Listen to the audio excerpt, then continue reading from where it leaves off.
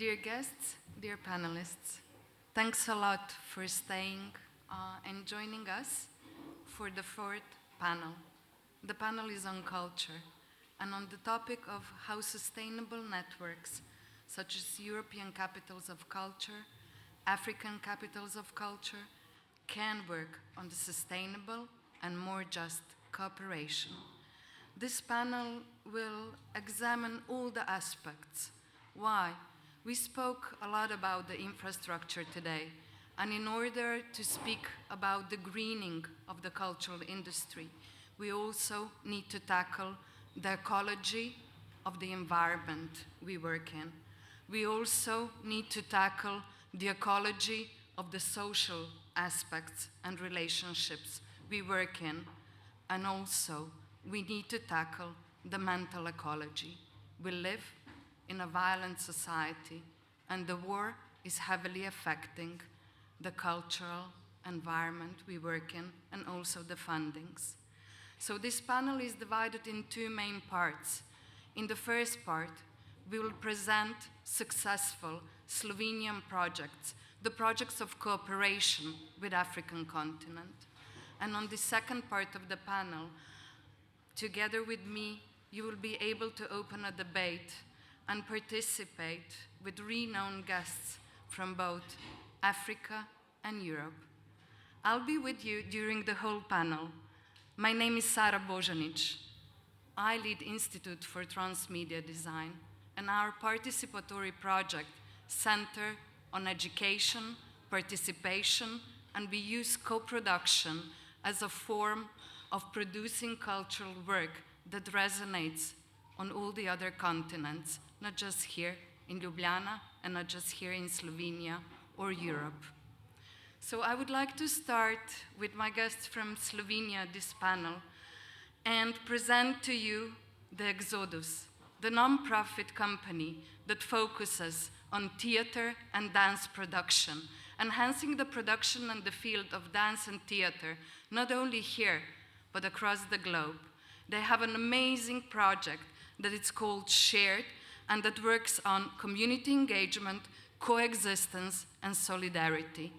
With me together, presenting the project, will be Nataša Zavolovšek and Inti Šraj. Nataša is the initiator of the project, the leader, the main producer, and the Inti is helping her and supporting the cooperation in Senegal and Burkina Faso. She's the theater and dance actors and also a translator. You will see the strength of the project that not only connects two continents, but it's developed in 8 countries, in 10 cities, and focuses on education in Africa, the Middle East, and Europe. Nataša and Inti, welcome on board. Enjoy the presentation.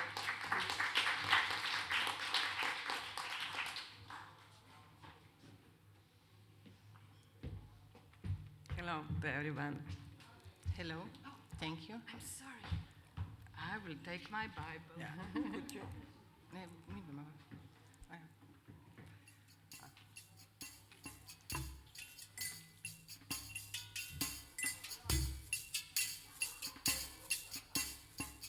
Share is a long-term project focused on education and creation in Europe, Africa, and Middle East. The Ministry of Foreign Affairs is a strong supporter of the project Share from the very beginning. It is one of those projects that show in a very concrete and tangible way that cultural and creative sectors are a great driver of international prosperity, stability, and security.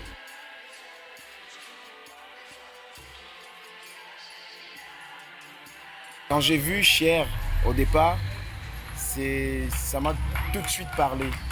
Je vois partage, échange, construction.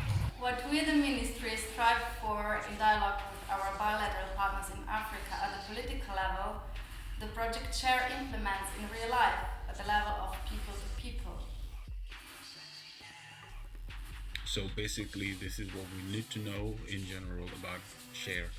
This is a dream come true for all artists living in Africa. So the project Share means a lot for us, and we are so humble and delighted to welcome this project in Burkina Faso. Peace. It is not a one-way street, it's all about sharing, as the name implies. Many thanks to Zavod Exodos for giving this project such a great push, and the best of luck to all the project partners in the 3 years to come.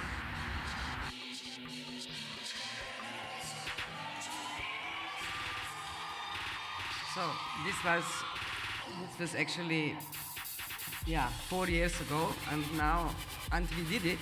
Actually now we are on the end of the 4-year project share, which we make with our partners from Europe and from Africa, especially, focuses on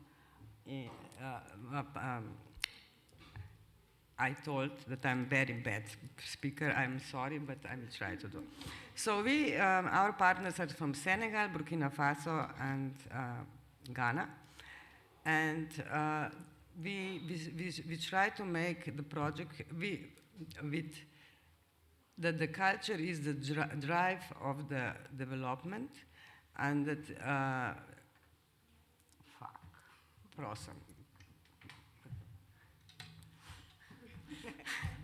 It's why I'm here. The project actually, we try to combine art, education. We try to our goals. I will maybe talk more about our projects, because on the PowerPoint presentation you will see more facts. So I will maybe more talk about the experience and how we were able to create all this. So we actually, for now, we function in Ghana, Burkina Faso, Senegal, and so we create workshops. First of all, we start off with actually trying to find.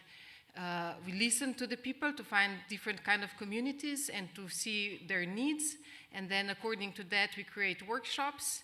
And with the then usually the workshops end up with actually having a presentation. Either is like exhibition, performance, whatever the workshop was created for. So this is the structure. So I will maybe talk a little bit about our workshops. For instance, we had in Burkina Faso, we started with My Story. It's a workshop where we combine sports and art. So we worked with the football team, with young people from 12 to 18.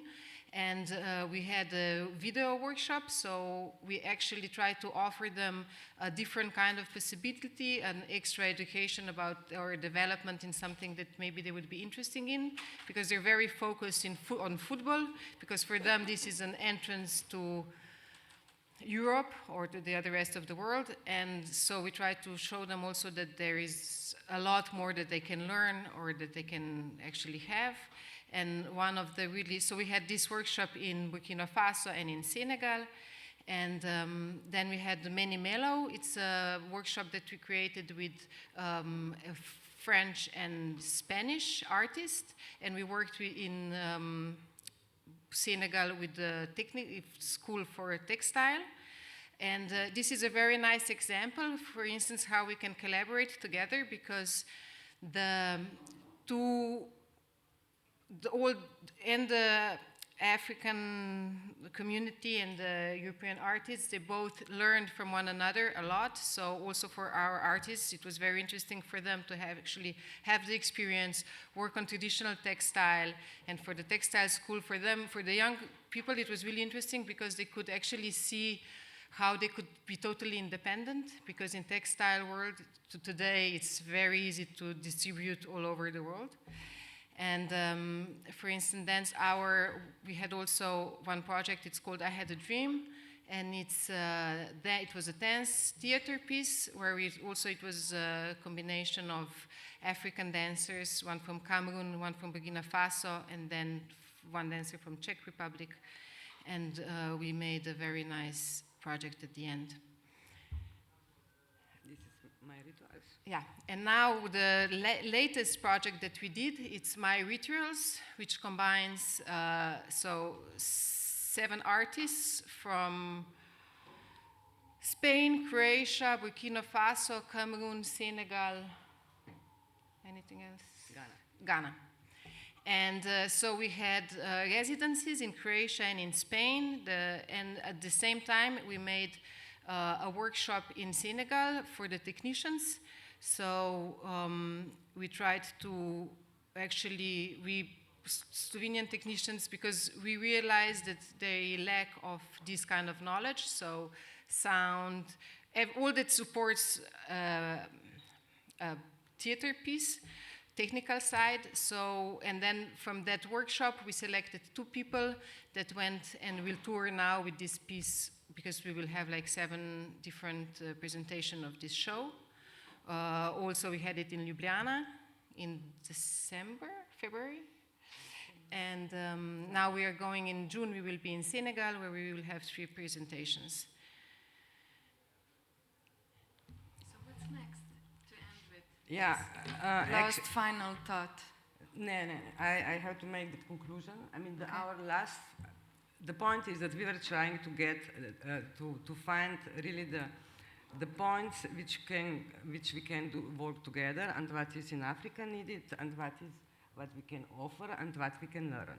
This was the main point, and that's why we are aware that if we don't make anything on for example, on cultural policy, even in Africa, we are not doing anything.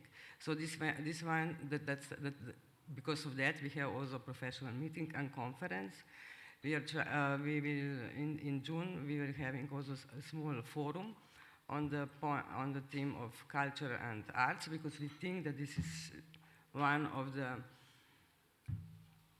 My personal opinion is that culture and sport really bring people together, and the people are happy, and they don't argue. So that actually we want to a little bit work on this section. But because of, it's always happening something. I start to work with the artists, and then now in Share we start with organization. But during the process, we also find out on one of the conference that it's very important regional cooperation. So that West African region. So we are now starting to develop one project, which is called West African Mobile Academy, which is actually, we are trying to make a network of the organization in West Africa and connect with Europe. So actually, even one partner for West Africa is also Rock, and Matteo Benedetti, our textile designer. And let's see. So one big applause for the Share project, please. Thanks a lot, but we need to continue. I have to say... You're stealing others people's time. Yeah, no, I didn't say anything about Palestine, because we work also in Palestine, and we have also one very nice project developing for the Palestine. Let's hope. Thanks a lot. Big applause. So to continue, I'll use this mic and my Bible. We are continuing. So we went from dancing, theater, and sport, and what we need in life is digital, right? And we need cross-sector cooperation, because just working in one sector, we can't create innovation, and we can't prosper in this contemporary world with all our needs. So today, we have Maja Drobne here. She comes from Pina, from Koper. So she works on decentralized culture, but not only in Slovenia. Pina is well known, not only in Europe, but all over the world, and especially in Africa, through the Starts Africa project. Starts is an acronym, an initiative of the European Union that connects scientists, technology, and art. And Maja Drobne is the one at Pina responsible for education, for connecting digital hubs in Africa and enhancing digital skills by showcasing what they've learned. Maja, welcome on board and enjoy your presentation. Thank you, Sara. Hello as well from my side. So as you see, Starts for Africa is an initiative that has started, actually the idea came from the European Commission that wanted to move this Starts approach also to sub-Saharan Africa. But the first thing that we have actually done after we have started this project was rename it whenever we are working in our context to Starts with Africa. Because I think it's very important to point out that we are learning a lot and that we are actually the ones who are gaining as well from this project a lot of new knowledge and a lot of great partners that will co-create the future together with us. So, as it was pointed out, the Starts approach as such is coming from the point of view that we bridge science, technology, and arts. It has come first from the Mercedes-Benz company actually had this problem that they couldn't find out how to find the pedestrians with this like self-guided cars that are self-autonomous cars. And they have said, like, what can we do? Like, the technologists couldn't find the solution. And then they have invited an artist on board, and with a very broad mind and very out-of-the-box thinking, the solution out of a sudden came. And that's how also the Ars Electronica Center in Linz, which is the organization that for past 40 years is really working with this intermedia art with new innovations, new technologies, is actually bringing all of these projects together. And Starts has a really variety of the topics that it's addressing. We are as well part, for example, of the Starts Air and Starts for Water. And Starts for Africa is as well, as I said, like the first try to also broaden the cooperation and work all over the world, but Africa was the first continent to start with. So how does it function? It has residencies that have actually very developed curriculum behind this. So the idea is to really open the space to address societal challenges, which are very much around water, around food, around climate change, around all of the topics that are really like spatial urban planning, immersive, speculative landscapes, immersive storytellings.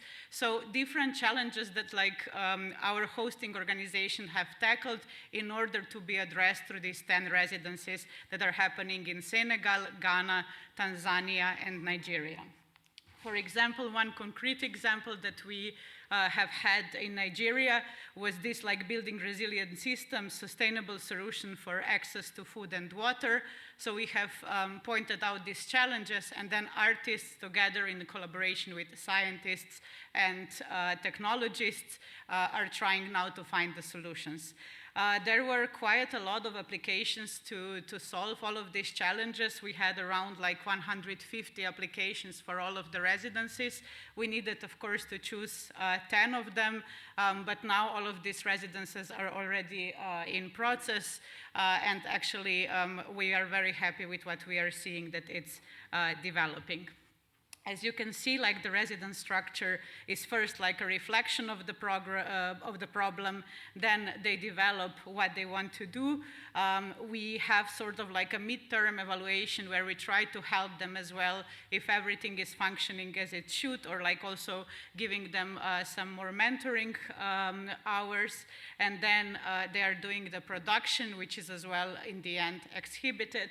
We will do this in Ars Electronica Festival, and also like there will be one exhibition in Dakar and the other one in Brussels, because we have partners from Brussels and from Portugal. Then we have as well the Starts for Africa Prize. This was as well an open call for the projects that are already running in Africa and could be awarded. Again, we are talking on the crossroad of science, technology, and arts. And now the winners will be announced very soon. Next to the exposition on the Ars Electronica Festival, there will be as well a financial award for the one who have won the prizes, and it's actually very interesting projects that were chosen, so really looking forward to announcement of that. What Pina is responsible for is the Starts Academy as well, because we see that also capacity building is a very important part of it. And what we have organized in the start was the online seminars. We had a series of 5 webinars where we tried to tell a bit more about what this crossroad of science, technology, and arts is, how we can do projects in this framework, and how we can develop things further. We have 4 trainings. We already implemented 3 in Nigeria, Ghana, and Tanzania. We are going on Saturday to Senegal to implement the last one. And then we as well have next to this, because the projects are more, the trainings are more focused on project management development, on leadership, on how to work in cross-sectoral manner. Then we have as well the coaching and mentorship, where we are then afterwards helping to develop the project ideas further. And then we as well have some of the master classes, because during our work that we have done, we have seen that there are some very specific topics, sometimes on innovation, 3D printing, VR, AI, that we could really help, also like with online master classes, so we are as well implementing some of that. Then another very important part of the project is as well community building. For this, we are also organizing like online events and establishing a platform where artists and technologists and scientists can really meet with each other and to also offer each other help, work on projects together. And we have already some initiatives where Nigerian artists were coming to technologists from Tanzania, and now they are implementing a project together, to which we are also like very proud of, that we are kind of establishing also cooperation between the countries. We have exhibitions, as I said, and we also see this as something which is a very long-term work, that we would like to establish this platform on which we could then work on. And to sum it up, we will create like a C-log of all of the things that we have done, lessons learned, and especially also point out this importance of a collaboration where we can see each other as equal partners, and where we really believe in this, that together we can make it much better than alone. So thank you. Big applause. Bravo. Thanks a lot, Maya. Thank you. So it's my turn. I have a double role, but I believe that in this society we all need to be some kind of hybrids to make the part. So how the Institute for Transmedia got engaged and why we are here. I'm going to present the project Deconfining Arts, Culture and Policies in Europe and Africa. I also have a presentation, so if you can put it on. If not, I can also speak without it. So what's the purpose of the Deconfining project, and why deconfining? First of all, what does it mean? Deconfining means to be free and to freed. From what? The purpose of Deconfining project is, let me try.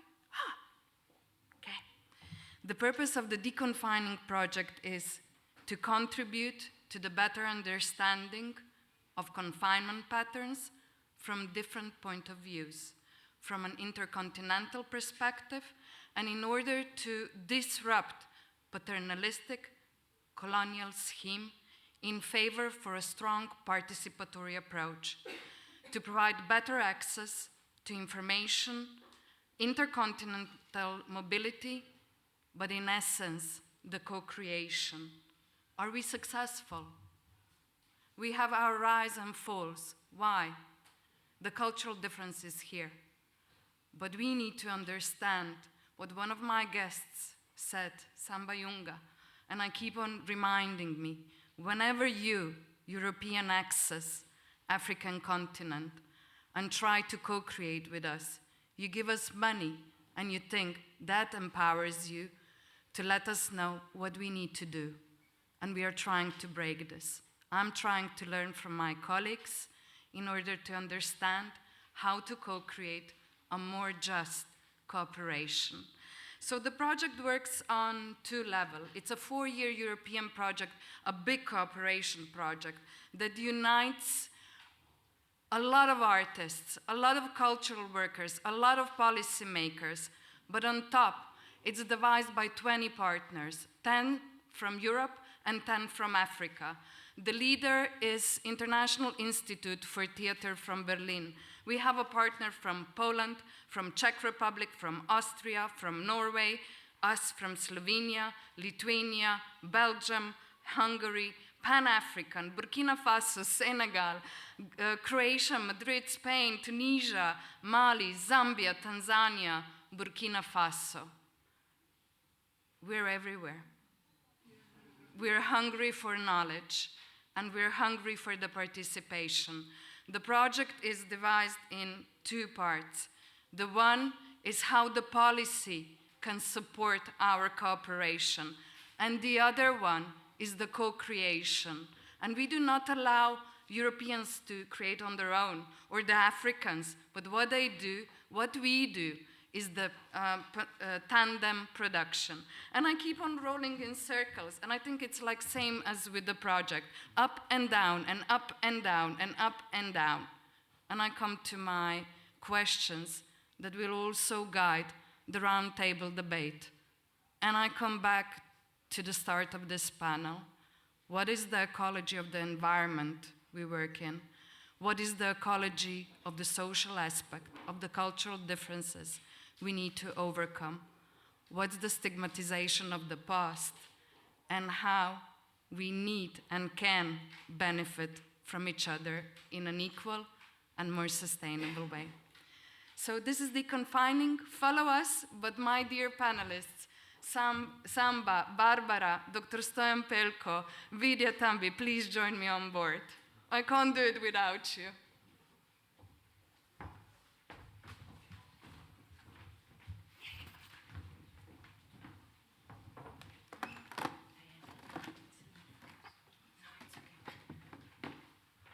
So in order also to start this debate and to understand who we are and what we do and what we try to achieve, this panel is delivered in the light of the European Capital of Culture, Nova Gorica.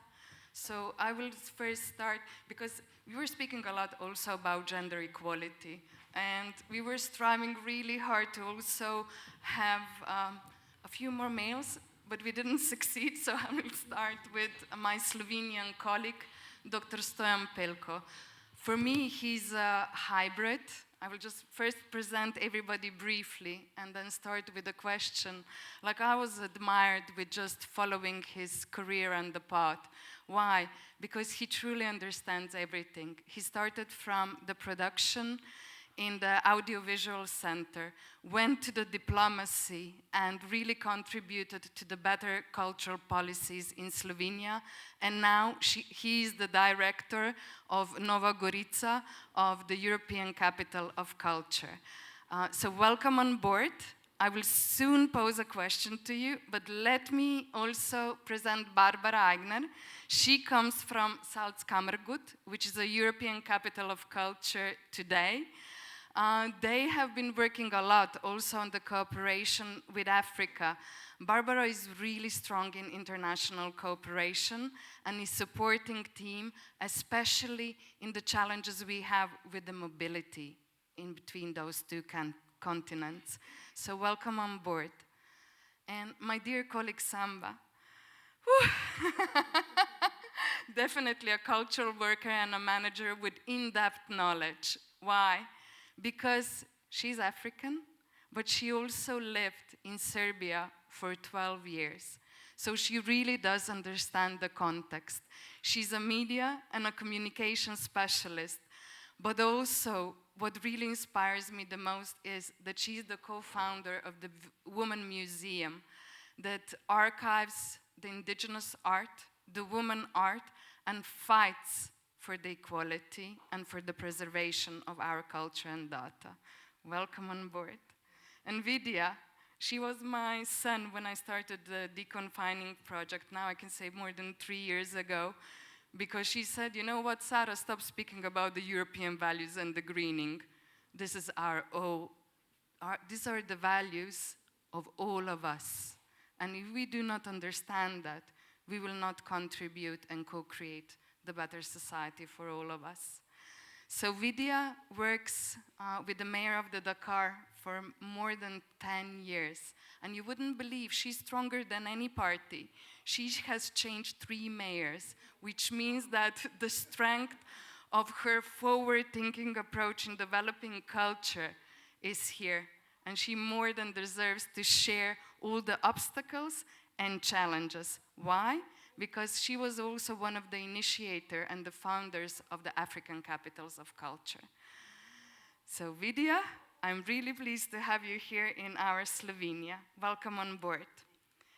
To start with, now I have to silence myself. I will just ask you to quickly explain your position and your background in the context of our panel. So let me just start with Vydia. I give you the mic. Thank you very much. Je suis vraiment désolée, je vais parler en français, c'est la langue de mon pays et je suis la représentante de la ville de Dakar. J'ai beaucoup de casquettes différentes, puisque je suis d'abord une petite actrice culturelle, puisque j'ai fait tout mon parcours dans l'édition. J'ai monté une petite maison d'édition au Sénégal et je travaille également sur les archives. Nous avons également un fonds d'archives privé qui s'occupe de la mémoire et de la transmission. Mais effectivement, je travaille à la ville depuis maintenant 15 ans et je suis la conseillère culturelle du maire de Dakar. Et effectivement, les politiques culturelles, il faut le dire assez franchement, sont assez inexistantes, ou l'étaient relativement, en tout cas dans ces villes. J'attire l'attention aussi sur un point qui me semble extrêmement important de mettre en avant, c'est effectivement le rôle que jouent les villes dans les échanges qu'on a aujourd'hui, dans les challenges que nous devons relever. La décentralisation, le local, me semble-t-il, est une des voies qu'il faut vraiment explorer pour penser global. Il faut penser global, agir local, c'est un des slogans largement partagés aujourd'hui dans plusieurs réseaux. Et je pense en effet que c'est la voie et ma petite expérience montre qu'effectivement, ça marche.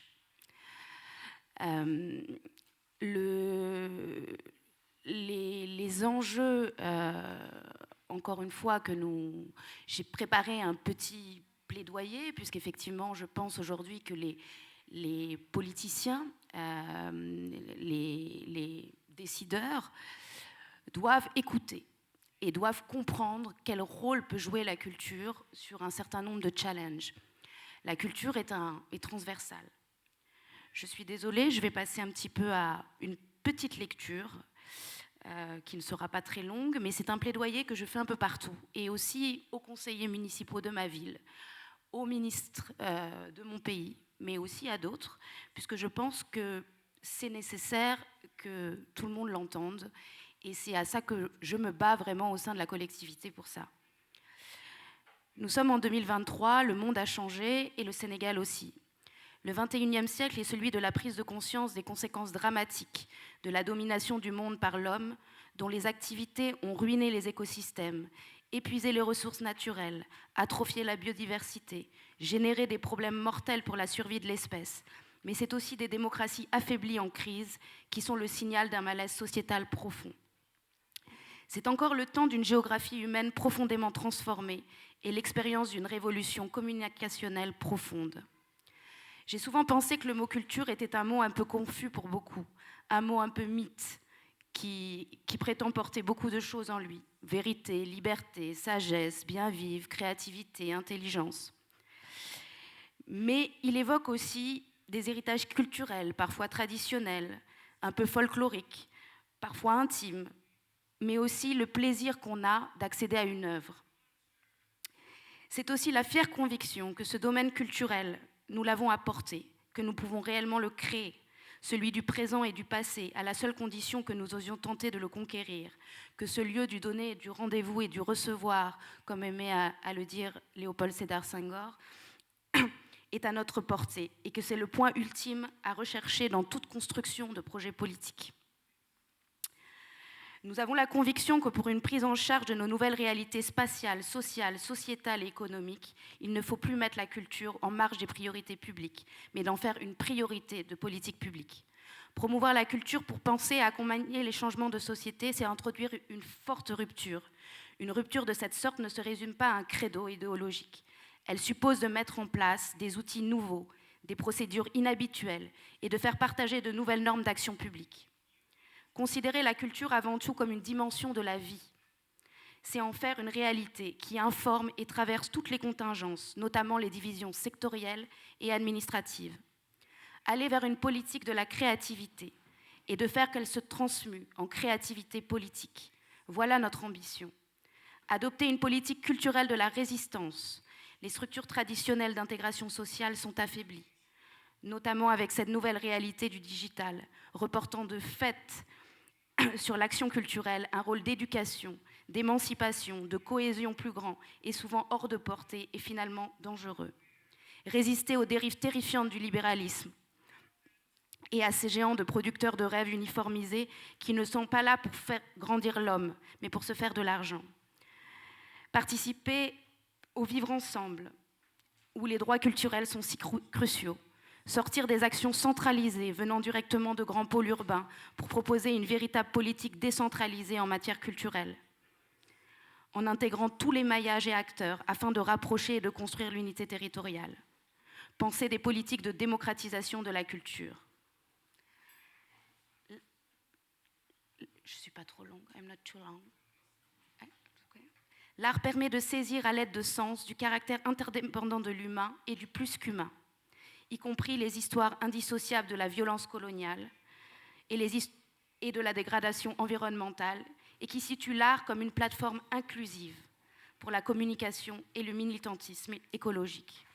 Le défi proposé est d'apprendre à écouter l'altérité, à percevoir les choses depuis un autre point de vue, en rejetant toute forme de dualité.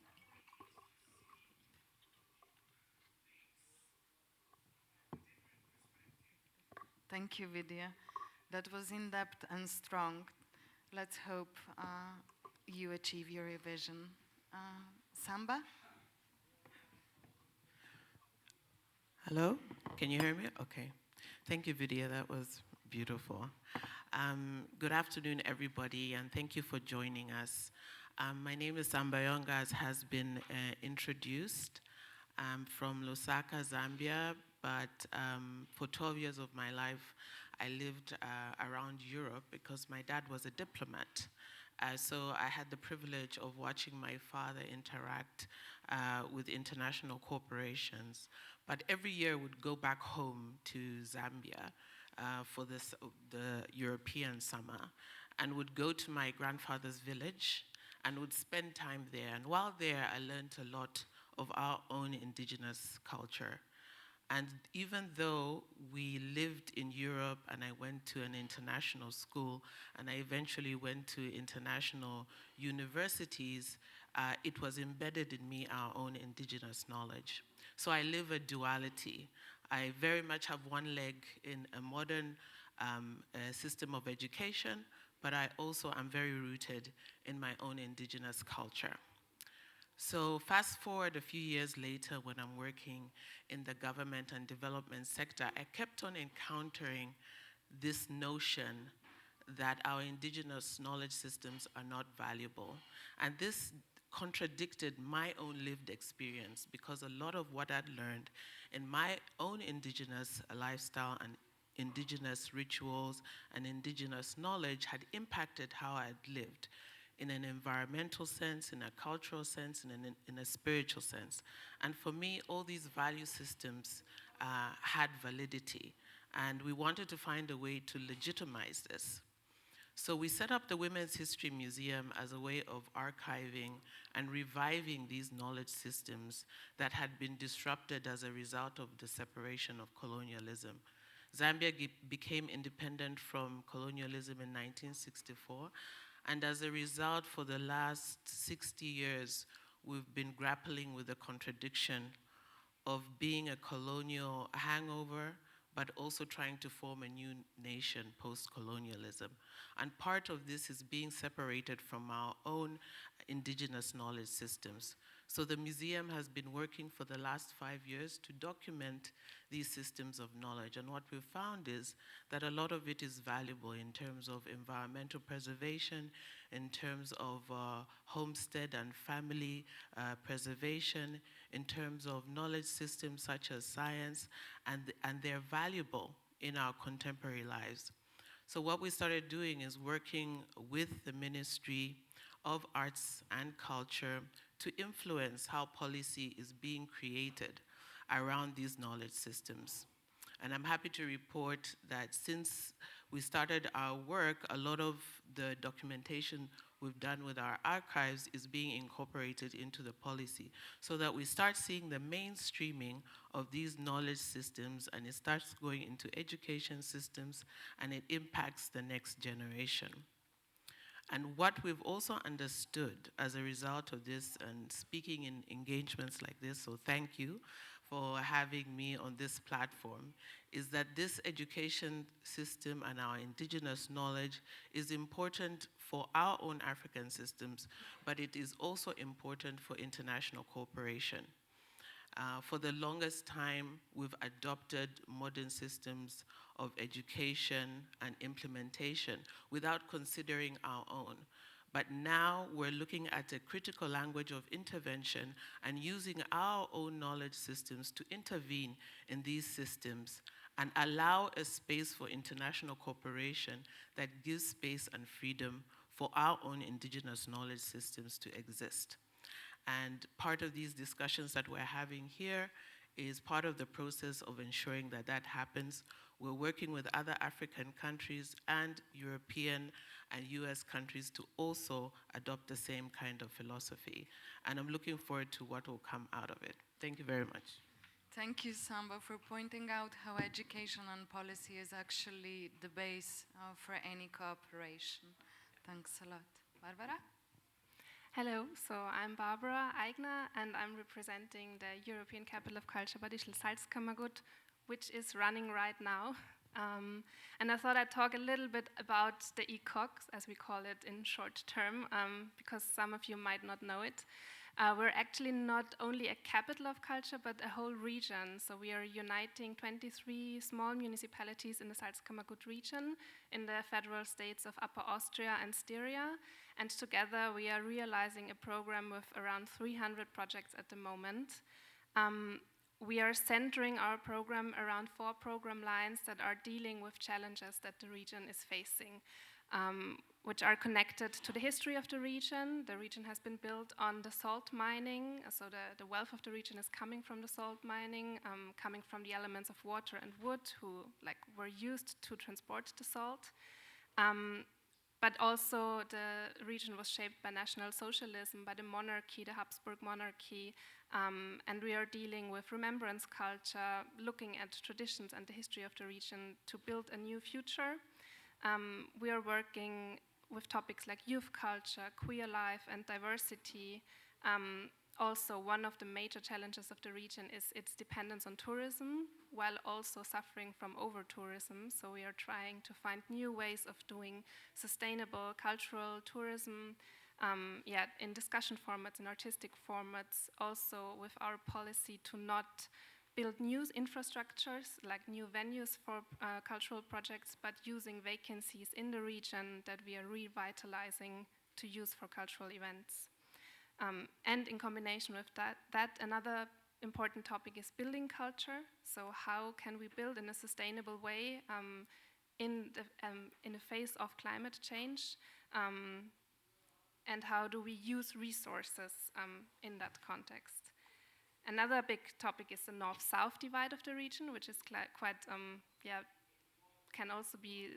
is quite typical also for Europe. So we have a very industrial north, and the south of the region is very touristic. We're also suffering from rural exodus. The young people are leaving the region to work in the big cities.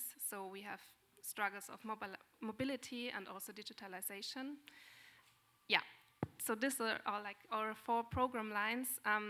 With our program, we want to show the potential of the region, the local potential, while also connecting it to the international world, which leads me to international networks.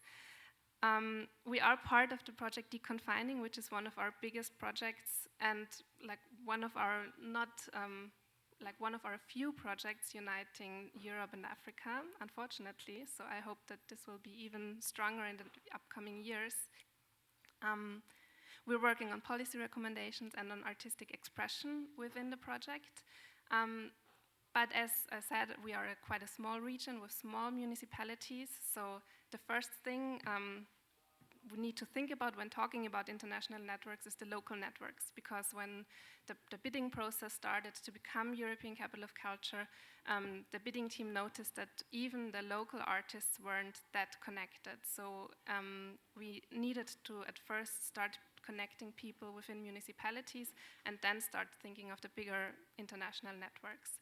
So especially in context with Africa, the region is very dependent on individual people that are motivated to start a link and a connection with African partners.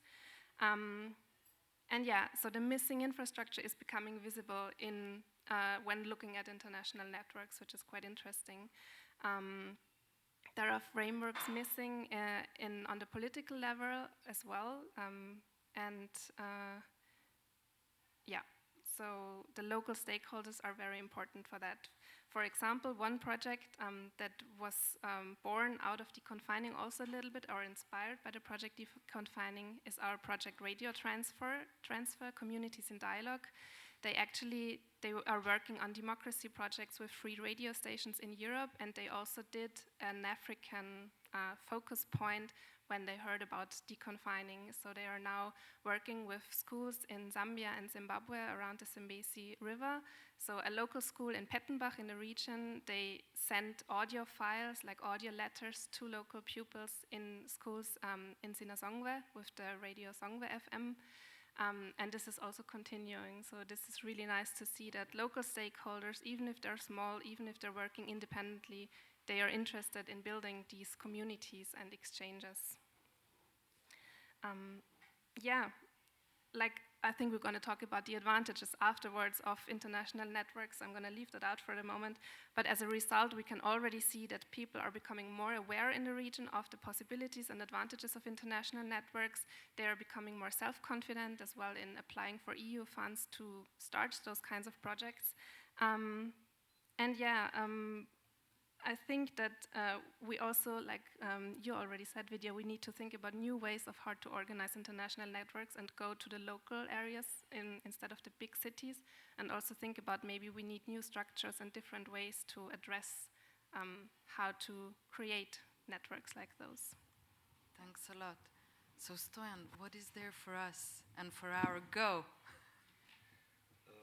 Thank you, Sara. I'm honored to be in such an inspiring company. So I want to move from more prosaic to a little bit more poetic, and I wrote down a few words, so I will also read it. So imagine the coast of one sea, and imagine that working force is traveling from north to south. And imagine that cultural influences and best practices are traveling from south to north. You do not need to imagine that. You even do not need to travel all the way to the antiquity to see things. No, it is enough to turn to the beginning of the 20th century, when women from the Gorica region, the region that you saw in Tomáš's presentation from Source to Sea, went to Egypt to take care, even breastfeed the babies of rich families there, mostly colonial, because Suez Channel was being built, but also local wealth. So poor people breastfeeding the rich. It sounds familiar. It sounds a little bit like we've heard this morning. Today we know these women as Alexandrinke, as Alexandria women. And we know them because one of their granddaughters, our artistic director and co-author of our winning bid book for European Cultural Capital 25, theater director Neda Rusian-Bric, published her grandmother's letter full of milk and tears. We know them because she directed a theater performance about them. We know them because film director Metod Pevec shot a great documentary about them. And we know them because there is a house in one of them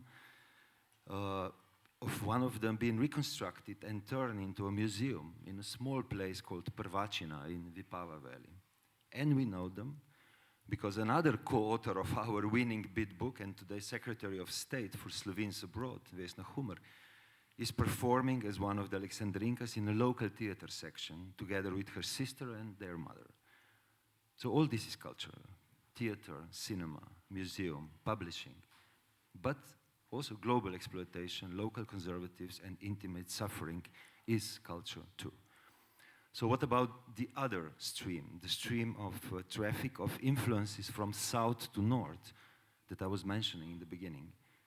At the same time, literally the same time, when Aleksandrinka were taking care about foreign children, very often instead of their own, there was an architect from Gorica region, again, called Anton Laschak, who also went to Egypt, but to build palaces and official buildings. And when he came back to Gorizia, he built himself a villa in almost neo-Islamic style, bringing the spirit and the shapes of the south to the north.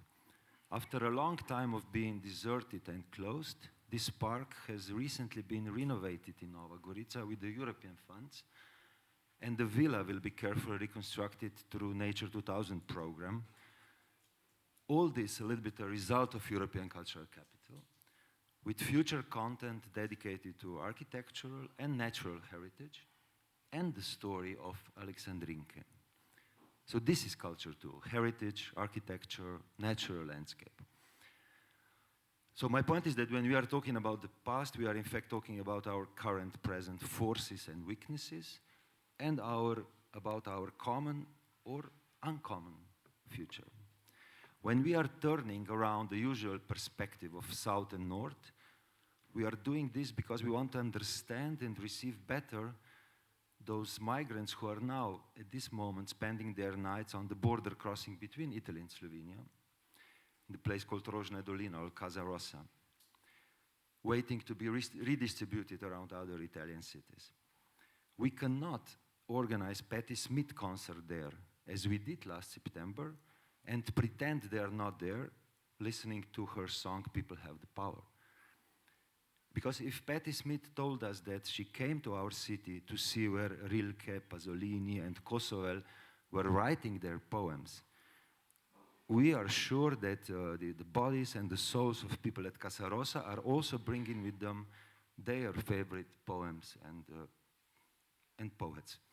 We may need first to listen to them, to read them, to translate them, to publish them in order to understand them and to respect them. And this is culture too. And this is our cultural capital want to do.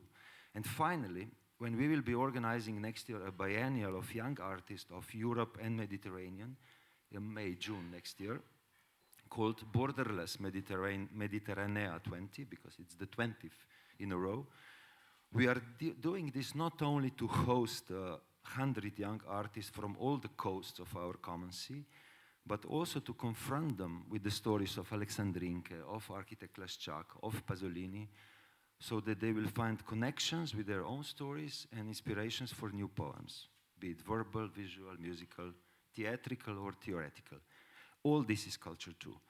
So if we want to be the capital of all this and all these, and only then we would be not only European, but relevant and contemporary.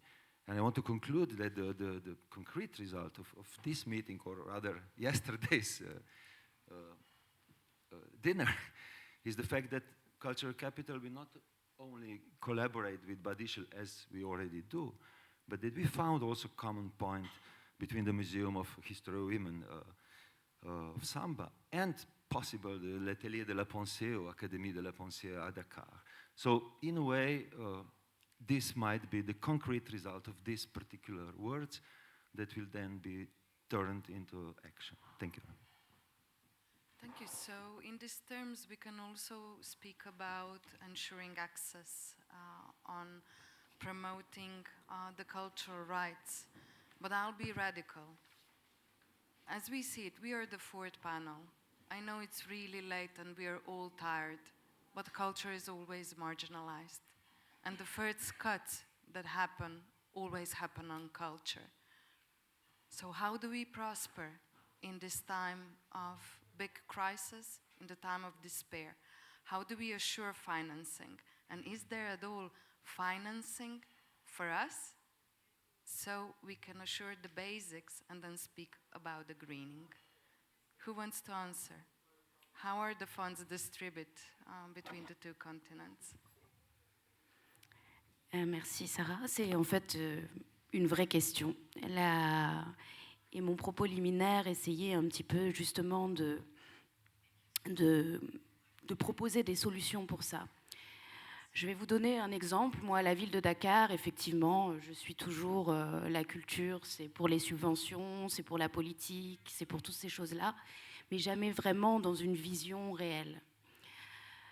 Comment j'ai réussi à débloquer des budgets, fait des projets qui n'auraient sans doute jamais eu lieu si je devais juste m'arrêter au budget de la direction de la culture ou ce qui est prévu de point de vue annuel par la ville et le conseil municipal, on ne ferait pas grand-chose. Donc je me greffe partout. Je vais à la direction des services techniques, ils doivent faire un bus ou un train. Je dis, il y a un aspect culturel. Dans la question, effectivement, que ce soit de la mobilité, que ce soit de l'assainissement, que ce soit toutes les questions, il y a une dimension culturelle. Et je crois que c'est aussi une des voies, c'est-à-dire de faire comprendre que la culture, et ça effectivement en Europe, on a cette vision de la culture comme un divertissement, mais je pense que c'est beaucoup plus que ça. Et quand on en fait effectivement un instrument réel pour relever tous les challenges qu'on évoque ici, je pense qu'on aurait pu, chacun de nous, être dans tous les panels précédents. On aurait eu quelque chose de très intéressant à dire et à contribuer. Autre chose sur les questions de réseau, et là, effectivement, ces réseaux qui rapprochent le Nord et le Sud, il faut dire aussi les choses comme elles sont. Souvent, c'est beaucoup de la promotion aux experts européens, aux artistes européens, ou à ceux qui ont un véritable intérêt. Ce que nous gagnons, nous, au final, en Afrique, est largement moindre. Même dans la question des rémunérations, et ça, effectivement, c'est le cas, nous sommes toujours moins payés. On ne peut pas payer en Afrique, on ne peut pas, etc. Donc il y a cette réalité, et je pense, quelqu'un l'a dit précédemment, je crois, dans un autre panel, l'aspect, ou une des intervenantes plus tôt, l'aspect sous-régional est extrêmement important à travailler. Faire déplacer des experts de Ouagadougou à Dakar est beaucoup plus intéressant que de faire venir un expert de Slovénie à Dakar. Donc comment ce transfert-là, comment on arrive à réfléchir à justement, de manière économique aussi, à mettre en œuvre des projets. Souvent, c'est ce que je dis justement à mes politiques en face. La culture ne nécessite pas forcément énormément de moyens, mais c'est beaucoup de créativité et beaucoup d'intelligence pour monter des projets qui peuvent être effectivement durables, être implémentés. Et ça, c'est les gens, c'est les hommes qui les portent. Une fois que les gens ont compris, ont intégré le vocable du projet culturel, c'est que c'est gagné. Et voilà un petit peu ce que je voulais dire. Merci.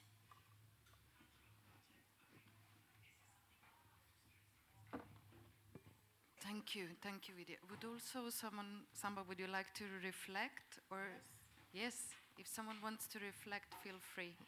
I was nodding very vigorously when Vydia was talking about renegotiating our position as Africa, as a region, but also locally.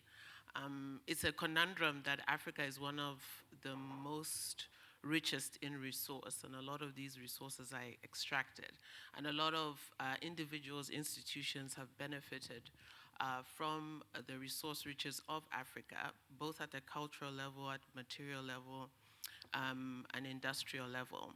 But we still continue to see a lack of organization around Africa as a region in itself to support the cultural progression of Africans. And I think it's the responsibility of Africans to do that, to reposition ourselves and find the resources and infrastructure that will grow our cultural infrastructure in a way that we can negotiate and we can interact and cooperate with the global north in a meaningful way, in a way that will actually impact Africa positively for generations to come.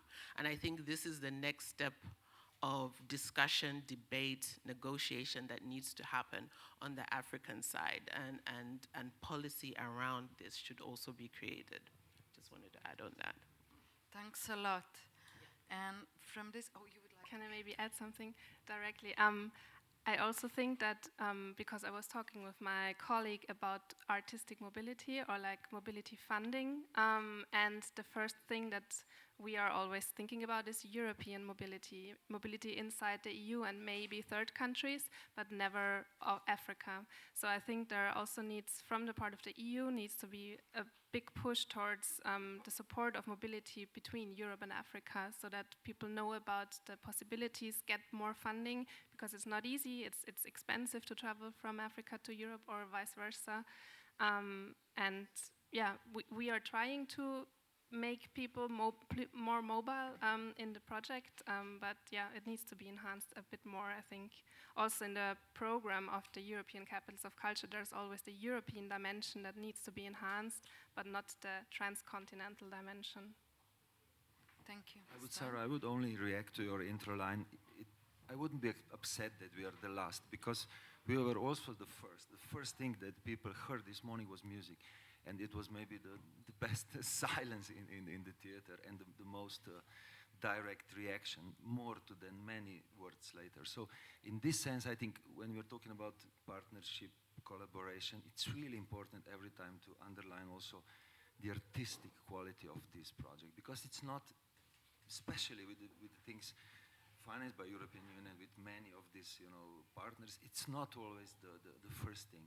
But I think when we insist on this quality of what's being produced artistically, but also community-based and all this, then we go beyond the usual, and then we can reach this kind of collectivity that we need in order to achieve results. So in a way, also European cultural capitals, by definition, are projects with many, many problems. But I think if you insist on this almost sublime quality of the artistic creation, then you could be sure that you could reach beyond continent, beyond the usual decision-making lines and all this. So I think, in a way, culture was present the whole day and not just ghettoized in a little slot at the end. Okay. Thanks a lot. But what I didn't say, I'm a designer. And in design field, and especially in the field that we deal, we call it speculative design. And speculative design means to design the future scenarios, which are built on the criticism and on the bad implications of today to create a better future. So from my point of view, I'm really critical, but I really thank you, because criticism without a response and without a way on how we can do it better and envisioning better future has no sense. So only together we can make it. Thanks a lot for this. So I would like to stay a little bit more on the mobility. Why? Because Deconfining project delivered a white paper, a really in-depth study on the mobility and on the challenges that are faced by the artists. Let me just say, to get a working visa for an artist to come to Europe, it's almost impossible. So what do? We hack the system. So we don't ask for professional visas, but we ask for touristic visas. And in order to enhance this, we really need a policy that will support us and an action. So Marie Lesour, Secretary General from On the Move network, said, "Global inequality in freedom of movement persists due to the unequal distribution of funding and burdensome visa regulation." So when working, is there any reflection on how we can also, in addition, take action and support this mobility so it's more fruitful, more smooth, and more cooperative. Does anyone want to reflect? Or shall I ask on how to green this? So I'll ask the greening. Stojan wants to I can reflect. give you an example which is not Yes. intercontinental visa, but is cross-border visa in a way, because as you know, Nova Gorica is a cross-border culture capital together with the Gorizia from Italy. And although it was a winning argument to win the candidacy, it creates a lot of administrative problem now. So what we are now trying to achieve is on the border itself, where it is kind of Instagrammable photo opportunity spot, and where many of the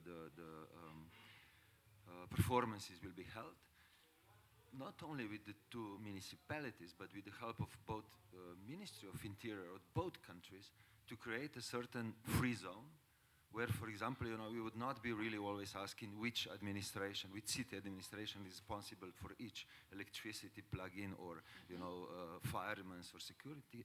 But can we at least at this zone try to see who does it things quicker and better, and then it will be valuable for both sides. In this sense, again, maybe this could be a precedent, kind of, kind of example to be then exploited in other, let's say, border areas. But honestly, when you talk about visa, for me it was really telling that we are working on this biennial for the next year. In the contract that we received from Torino, from the people who are organizing every year, all the other things will be dealt by them. But where you need to pay for traffic of art, for transport of artworks and of the artist below Mediterranean, please you do it yourself. And this shows that in fact there is really the problem, and then it's more expensive, more complicated, sometimes even impossible. And of course we will deal with this because we want to have this, but it shows that this share of tasks is not always equal, even in this collaboration which is supposed to be over the sea or beyond the continent. Thank you for that. Just to add, I wanted to reflect, during our Deconfining forum for last year, one of the presentations was very impactful because it actually talked about the restrictive mobility of African artists, or Africans in general. It's not just artists. Even if you're a professor going to give a lecture at a prestigious even a mayor, anybody, a government official, it's difficult to get access. But the conundrum is that anybody who comes to Africa, it's such easy access.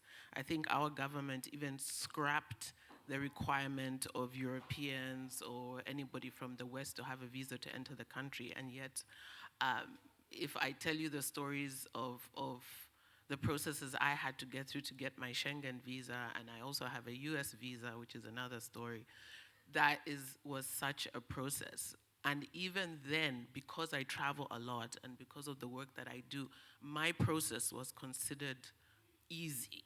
Others are denied visas consistently, even if the work that they're going to do is valuable. It doesn't matter what status you are. It's just a restrictive process. And a lot of the time, the point I wanted to make is that a lot of the time, the onus seems to be put on Africans to prove their access to the other territories. And in a way, it others. And this presentation that was given in the forum last year talked about the mental effects of othering somebody based on mobility, and how it transforms the body and transforms who you are as a person, because you have to change to be able to cross a territory into another place. And the solution should not only be on us as Africans, but the institution or the entities that are othering and creating restrictive mobility access for other citizens of the world.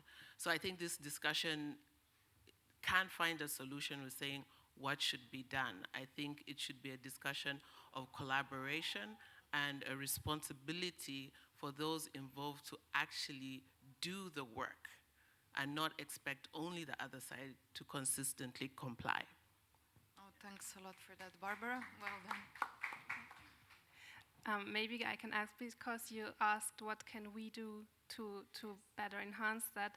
I think this is where arts and culture come into play, because we are reaching people on an emotional level. People see the work that is coming out of Deconfining, for example, a variety of different artistic expressions.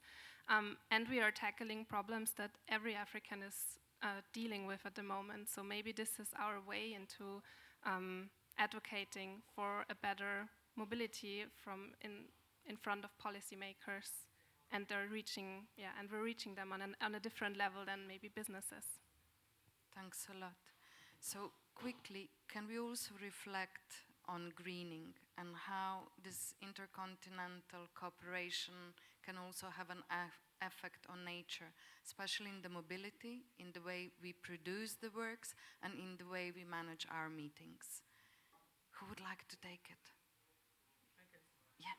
And then I'd like to open up the question. I can start by telling a story of, well, it's not really greening, but the impact of being separated from our indigenous knowledge systems. Where I come from is the northwest of Zambia, and largely in that area, we eat cassava. So there's several reasons why we traditionally ate cassava. One of them because of its nutritious content. Secondly, it's a drought-resistant crop. So which means you can plant it, you don't need a lot of water. But when we came into contact with colonialism, a lot of the land and crops were changed. Maize, which is corn, I guess, I don't know if you call it corn here, was introduced as a cash crop because you can grow it at scale, you can export it, unlike cassava. So the food system was changed in our indigenous communities. And as a result, over the years, it has eroded how communities eat food and how nutrition is introduced into our diets. Recently now we're experiencing drought, so a lot of communities are facing hunger. And as a result of our own indigenous knowledge being extracted in how we managed our food systems and our environment, we're experiencing suffering now. But guess what? We don't see the connection. So we need to look at our own indigenous systems to reintroduce them and make us understand how our own knowledge was valuable and how through this we manage the food system, but we also manage the environment. So for me, that would be a process and a pathway to return to understand how to do the process of greening for culture. Oh, that was so valuable. Thanks, Samba. So in order, instead of really thinking and innovating, just look at the past and how we were able to preserve our nature in past and learn from it. Thank you. Thank you. C'est pour aller tout à fait dans le sens de Samba. Je crois qu'aujourd'hui, dans nos territoires, parce que je pense qu'il faut parler de territoire plus que d'Afrique, en fait, il faut approcher l'Afrique par ses territoires plus que d'une manière comme ça continentale. C'est ce que je pense. Et qu'effectivement, la réappropriation des savoir-faire traditionnels, des mythologies traditionnelles aussi extrêmement importantes, et des valeurs, tout ça ce n'est pas venu de nulle part. Aujourd'hui, nous avons beaucoup d'exemples à la ville que nous pouvons citer, notamment en architecture, par exemple. On revisite beaucoup les matériaux primaires qui étaient utilisés à l'époque, les formes architecturales pour une meilleure climatisation, pour moins utiliser le AC et autres. La cartographie territoriale, par exemple, dans certains quartiers de la ville de Dakar, c'est les populations eux-mêmes à la croisée des sciences humaines et des pratiques artistiques qui reconvoquent leur espace territorial et qui rêvent de ce que pourrait devenir cet espace plus tard. Je donne un exemple, mais ça, par exemple, je l'ai vu au Rwanda. Il y avait une ancienne prison qui a été réhabilitée en espace vert, parce que la population l'a demandé, il avait pensé comme ça. Et c'est comme ça que le projet a pu avoir lieu. Au Sénégal, à Dakar, en tout cas, je peux en témoigner. Aujourd'hui, par exemple, à Ouakam, il y a un travail qui est effectué avec une association et une ONG assez importante, qui travaille sur cette cartographie et pour recenser tous ces patrimoines immatériels et matériels de la ville qui peuvent aujourd'hui servir. Par exemple, dans le filet de pêche, on trouve des formules mathématiques absolument extraordinaires. Et ça, on l'a découvert en reconvoquant, en essayant d'aller chercher ce qui s'y trouvait. Voilà, et donc je pense en effet que c'est tout à fait ce que tu disais.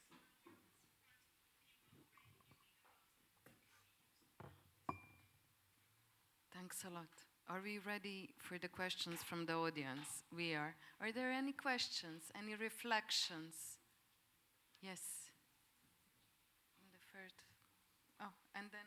Yeah, thank you very much for the presentation so far. I want to direct my question to Maya, I think. Yeah, stars for life. Yeah. You captured my attention when you mentioned that your project, you went to Nigeria, my country, among other African countries you attended. At that moment, you captured my attention then. Yeah, because I don't think I ever heard of that project before. Science, technology, art, I know of STEM, being a scientist. So it's like it was a bit new field to me. Please, I have just this very simple and few things to ask. When you went to Nigeria, please, when was that? Because I want to follow and to read more about your project there. When did you go?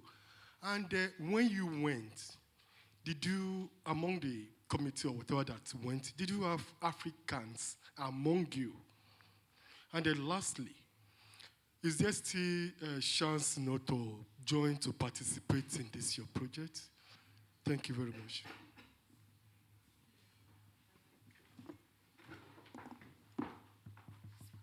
Okay. Yeah, so the STARTS approach, as I said in the start, it's like now for past 10 years, financed from the European Union. It's actually part of Horizon. So it's very much connecting as well and trying to include businesses into the research, scientific and arts field, because they kind of see that the support of this project would also enhance then the cross-sectoral cooperation.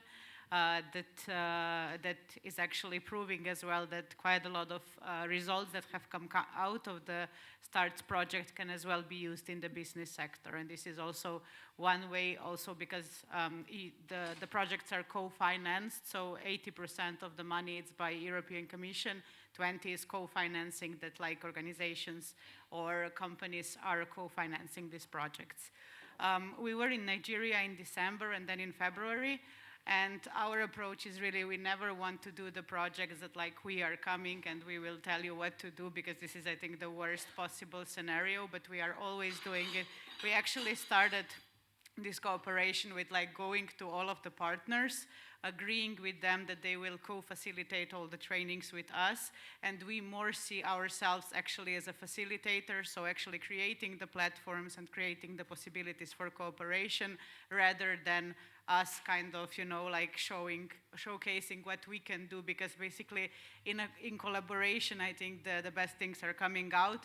And I think one very important lesson that we learned was once we had the conversation with one of our partners in the field that said to us, you know what, it's beautiful that you are working on the crossroad of technology, science, and art.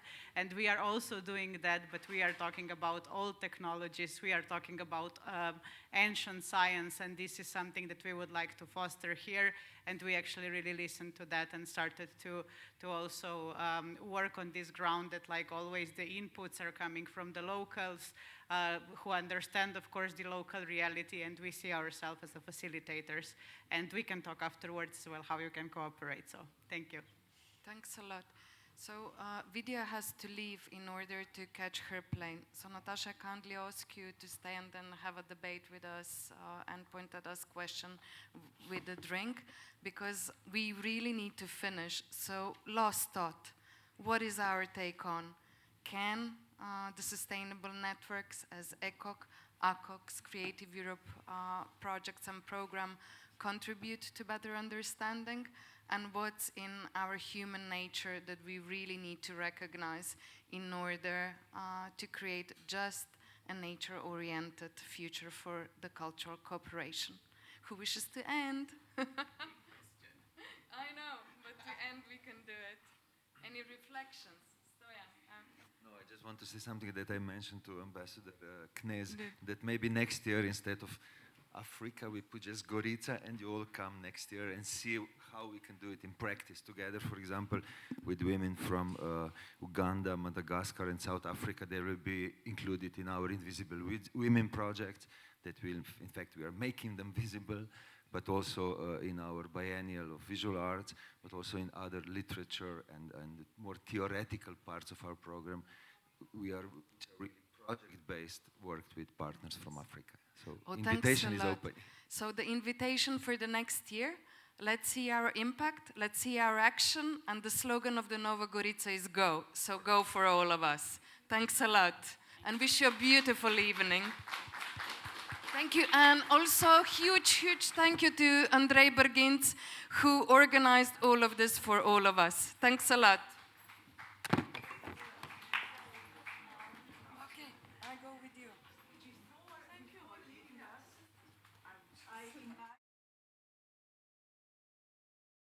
You say some concluding remarks, then I'll do it, and then we will invite you for a reception.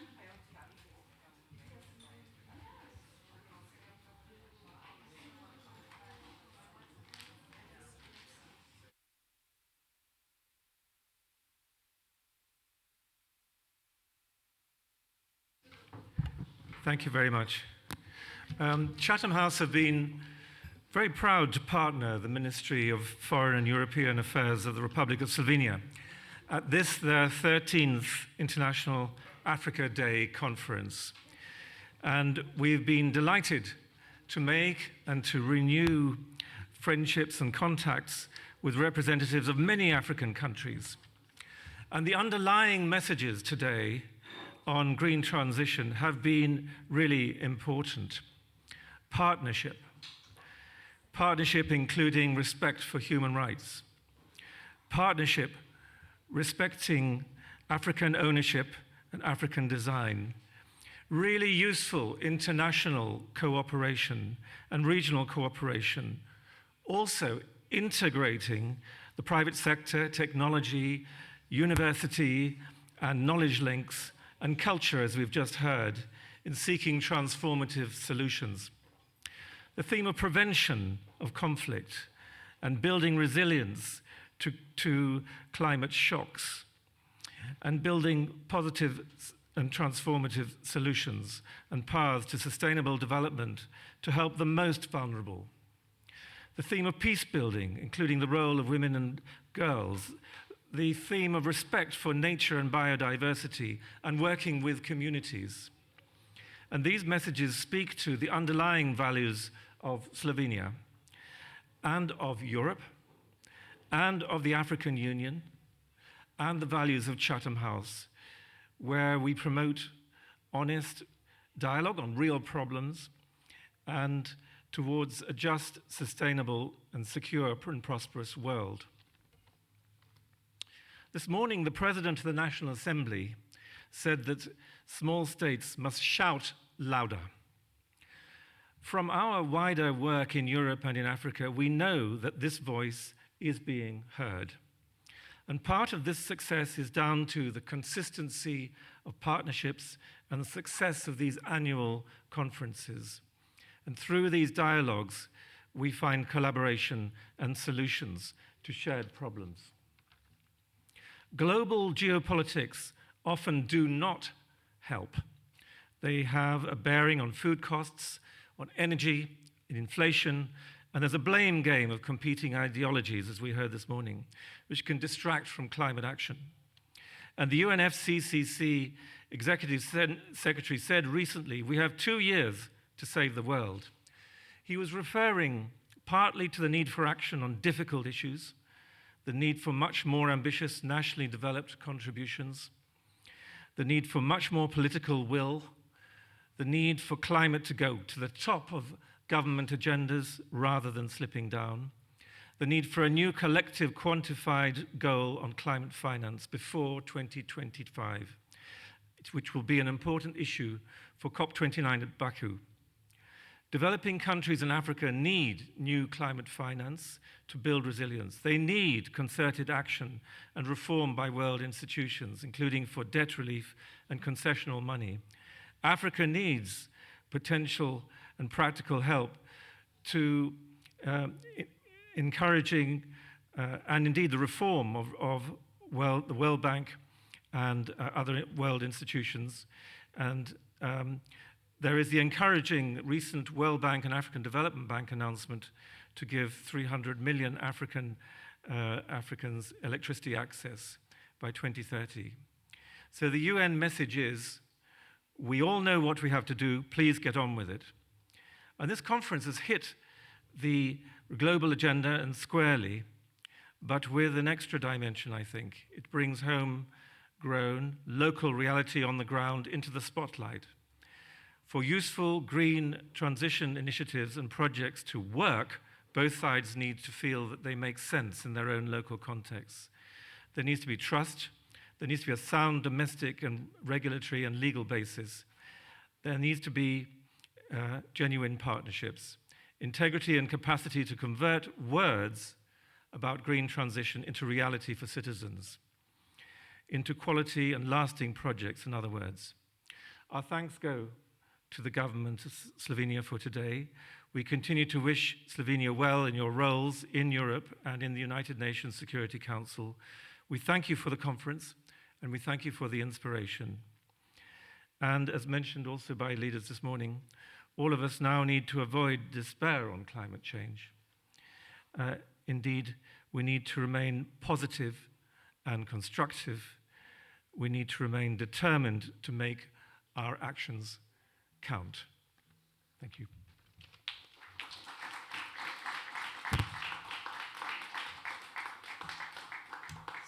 Some last words to really finally conclude. Thank you so much, Mr. Dior, for your kind words.